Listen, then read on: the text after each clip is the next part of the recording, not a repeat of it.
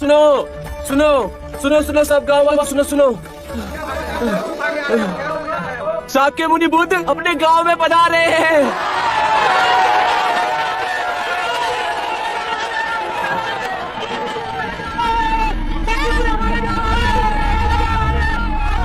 महाराज की जय हो। महाराज, युवराज सिद्धार्थ के चरण कपिल वस्तु में पड़ चुके हैं और उनके साथ उनके भिक्षु भी हैं। शाक्य मुनि बुद्ध की, शाक्य मुनि बुद्ध की, शाक्य मुनि बुद्ध की, शाक्य मुनि बुद्ध की, शाक्य मुनि बुद्ध की, शाक्य मुनि बुद्ध की, शाक्य मुनि बुद्ध की, शाक्य मुनि बुद्ध की, शाक्य मुनि बुद्ध की, शाक्य मुनि बुद्ध की, शाक्य मुनि बुद्ध की, शाक्य मुनि बुद्ध की, शाक्य मुनि बुद्ध की, शाक्य मुनि बुद्ध की।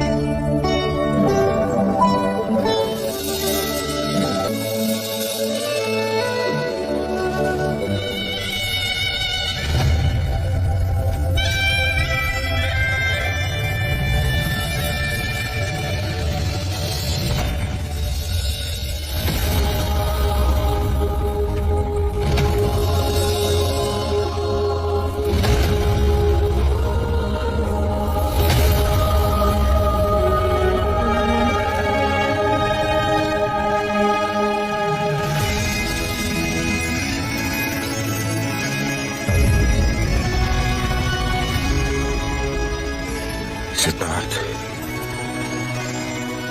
मेरे पुत्र,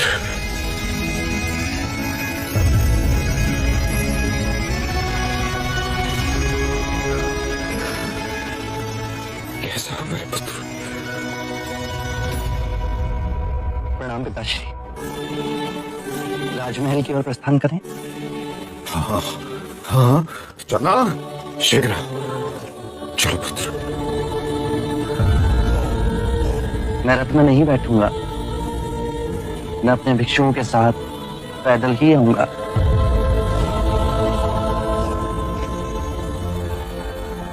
आओ पुत्र।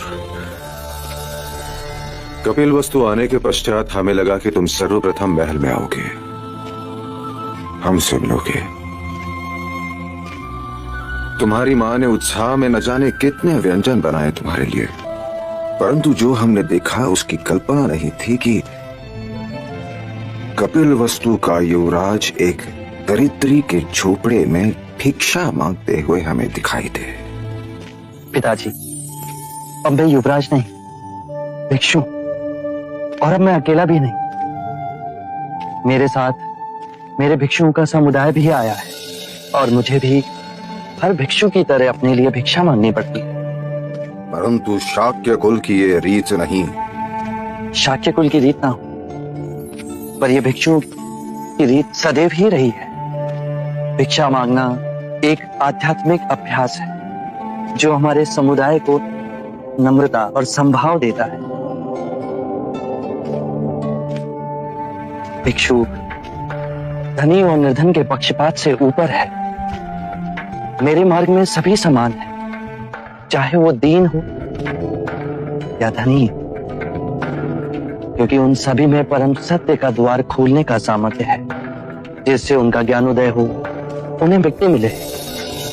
भिक्षा मांगने से हमारी गरिमा नहीं घटती, अपितु जो भिक्षा देता है उसका सामर्थ्य और मनोबल बढ़ता है। ये उसके लिए एक स्मरण साधन मात्र है कि केवल मुझ में नहीं, अपितु हर मनुष्य में वो गरिमा विद्यमान है। परंतु लोग तो उसे भिक्षा ही मानते हैं पुत्र। दोनों में बड़ा अंतर है। जो भीख मांगते हैं वो कार्य से जी चुराते हैं। अर्थात तुम भिक्षु लोग समग्र शक्ति इकट्ठा कर जन जन के लिए मोक्ष का मार्ग खोल रहे हो। जी पिताजी, भिक्षा मांगने से अहंकार का जो भाव हमारे अंतर में गांठ बांधे बैठा है वो टूट जाता है। भिक्षा देना भी उनके लिए उनके बुरे कृत्यों को समाप्त करने का एक मार्ग है।